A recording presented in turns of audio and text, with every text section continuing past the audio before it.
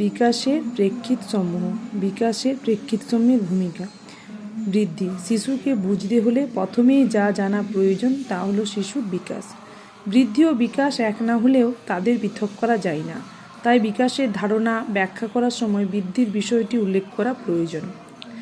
বৃদ্ধির অর্থ ও ধারণা কি না, আর্নল্ড জোন্সের মতে দেহের উচ্চতা ওজন বেড়ে যাওয়াকে বৃদ্ধি বলে, যেমন শিশুর উচ্চতা বৃদ্ধি, ওজন বৃদ্ধি, হাতের দৈর্ঘ্য বৃদ্ধি ইত্যাদি। এখানে উল্লেখ্য শিক্ষা ও মনস্তত্ত্বে বৃদ্ধির ধারণা শুধুমাত্র আকার বা আয়তনে বেড়ে ওঠা নয়, পরিণমনও এর অন্তর্ভুক্ত। পরিণমন হলো কোনো কিছু করার উপযুক্ত স্তরে উপনীত হওয়া, যেমন হাঁটার পূর্বে পায়ের মাংসপেশিগুলি উপযুক্ত পরিমাণে পুষ্ট হওয়া প্রয়োজন। বর্তমানে বৃদ্ধিকে আরও বিজ্ঞানসম্মতভাবে ব্যাখ্যা করা হয়েছে। বৃদ্ধি হলো ধারাবাহিকভাবে অগ্রগতিমূলক পরিবর্তন। অগ্রগতিমূলক পরিবর্তন বলতে বোঝায় পরিবর্তনের নির্দিষ্ট দিক বা অভিমুখ আছে। এই অভিমুখ হলো এগিয়ে যাওয়া, পিছিয়ে যাওয়া নয়। ধারাবাহিকতার অর্থ হলো পরিবর্তনগুলির মধ্যে নির্দিষ্ট সম্পর্ক বিদ্যমান। বিকাশের অর্থ ধারণা কি?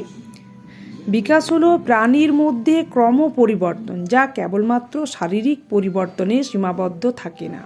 ক্রিয়াগত পরিবর্তনের আবশ্যিক শর্ত, যেমন কোনো কিছু করার ক্ষমতা বৃদ্ধি পাওয়া, নির্ভুলভাবে কর্ম সম্পাদন করতে পারা ইত্যাদি। অর্থাৎ বিকাশ ব্যক্তির কার্য সম্পাদনে উৎকর্ষতা বৃদ্ধি করে। বিকাশের ধারণাকে আরও অর্থবহ করে তুলতে এর কয়েকটি বৈশিষ্ট্য উল্লেখ করা প্রয়োজন, যেমন শিখনের ফলে বিকাশ। বেয়ারের মতে আচরণের পরিবর্তন বা শিখনের ফলে বিকাশ ঘটে। এই আচরণের পরিবর্তনের জন্য পরিকল্পনার প্রয়োজন। এখানে পরিকল্পনা বলতে বোঝায় ব্যক্তি জীবনে শিখনের বিন্যাস। পরিবেশের সঙ্গে মিথস্ক্রিয়ার ফলে শিশুর যে শিখন অভিজ্ঞতাগুলি হয় তারই সমন্বয় হলো বিকাশ। 2 নম্বরে কি না, বিকাশ হলো সংশ্লেষণ। মনোবিজ্ঞানী পিয়াজে বিকাশকে পরিণমন বা শিখনের ফল হিসেবে বিবেচনা করতে অস্বীকার করেন, কারণ এই দুটি ব্যাখ্যায় বিকাশকে নিষ্ক্রিয় প্রক্রিয়া হিসেবে মনে করা হয়েছে। পিয়াজে মনে করেন ক্ষুদ্র ক্ষুদ্র শিখন এককগুলির সমন্বয় হলো বিকাশ। এ ধারণা ঠিক নয়। তিনি বলেন বিকাশের 4টি প্রক্রিয়া আছে। সেই প্রক্রিয়াগুলি কি না, পরিণমন, অভিজ্ঞতা, মানসিক যোগাযোগ আর ভারসাম্যকরণ। 3 নম্বর, বিকাশ একটি নিরবিচ্ছিন্ন প্রক্রিয়া, অর্থাৎ মাতৃগর্ভ থেকে আমৃত্যু বিকাশ ঘটে, যদিও এর হার সবসময় স্থির থাকে না, হ্রাস বৃদ্ধি ঘটে।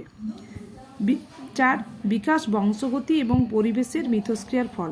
শিশু সহজাতভাবে যে সম্ভাবনাগুলি নিয়ে এসেছে, পরিবেশের সঙ্গে সেগুলির মিথস্ক্রিয়ার ফলে বিকাশ ঘটে। 5, বিকাশ একটি ব্যক্তিগত প্রক্রিয়া।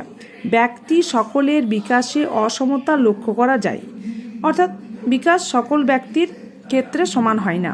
শারীরিক, মানসিক, সামাজিক, প্রাক্ষবিক, বৌদ্ধিক বিকাশের ক্ষেত্রে ব্যক্তিগত পার্থক্য কেবল মাত্র ব্যক্তিভেদে নয়, একই ব্যক্তির বিভিন্ন বয়সে বিভিন্ন হারে বিকাশ ঘটে। অর্থাৎ ব্যক্তিগত পার্থক্য হতে পারে, আবার দুটি ব্যক্তির মধ্যেও পার্থক্য হতে পারে মানসিক, সামাজিক, প্রাক্ষবিক, বৌদ্ধিক বিকাশের। ব্যক্তির বিভিন্ন ধরনের বিকাশগুলির পারস্পরিক সম্পর্কযুক্ত। ব্যক্তির শারীরিক, মানসিক, বৌদ্ধিক, সামাজিক, প্রাক্ষবিক বিকাশ পৃথকভাবে ঘটে না, এগুলি পরস্পর সম্পর্কযুক্ত এবং পরস্পর নির্ভরশীল।